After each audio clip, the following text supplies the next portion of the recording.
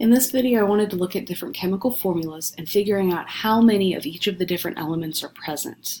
This will be important when we come into our balancing formula, or balancing chemical reactions, So we're going to have to look at those formulas and figure out how many iron we have present, how many oxygen, in order to get them to balance. So it's kind of setting us up for the next unit. So with your Fe2O3, what happens here is the 2 after the iron symbol tells me that I have 2 irons present. Again, with the 3, it tells me that there's 3 of these oxygens present. So the number after the formula will always tell you how many are there. So the first element that I have is iron, and on your homework you're going to have to write out iron all the way, and there are 2 of them. And then O3 is oxygen, and I have 3 oxygens in that compound. So we have 2 iron and 3 oxygen. On this next one we have WS3. W is tungsten. With tungsten here, there's no number written after it. If there's no number written after it, that actually implies that there's 1 of them. Chemists don't typically write the number 1 in formulas and balancing and things like that. So that gets omitted because there's the W written, so that means that it's there. So we would still do the same thing. We have tungsten.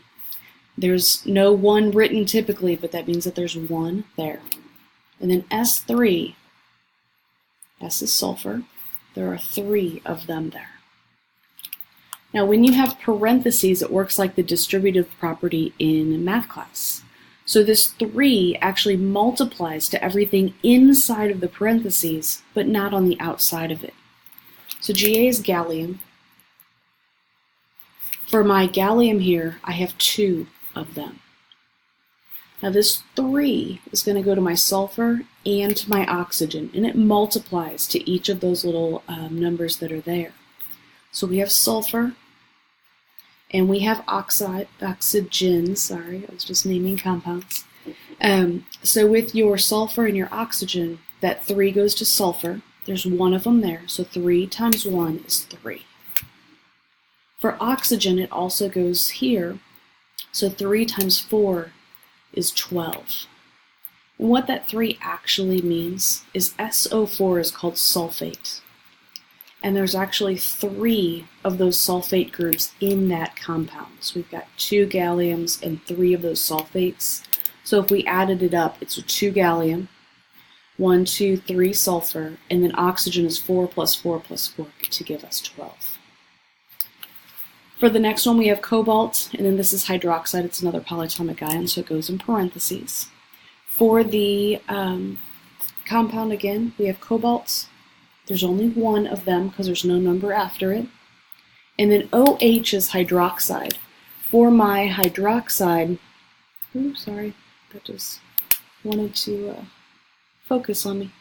For my hydroxide, there's 2 of the OH groups. So this 2 is going to multiply to my oxygen and to my hydrogen. So oxygen is 2, and then 2 times 1, hydrogen is 2 as well. Now on this one, this is an organic compound, which you don't need to know that. But for my organic compounds, sometimes they break up the carbons and the hydrogens or something like that. So you're going to see them several times in the compound. If that happens, just add them together. C is carbon, and then H is hydrogen. So we want to know total how many carbons are there and how many hydrogens. For carbon, I have 1, 2, 3, 4. And then for hydrogen, I have 3 plus 2 plus 2 plus 3. So that's going to give me 10 hydrogens total.